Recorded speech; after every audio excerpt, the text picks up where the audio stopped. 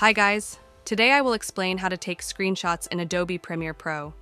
This process will be simple and easy. The first thing is open the application and open a project. Once you do this, import that video from which you want to take a screenshot. As you can see, I already do this entire thing. And it's a video, not a screenshot. Let me play for a while so you can see it's a video. As you can see, it's a video, and now time to take a screenshot. I want to take a screenshot from this part. So for this, you don't have to do anything.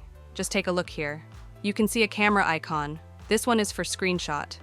If I click on it, here you can see the first thing is you have to enter the name. The next one is format. The form, it will be in JPEG.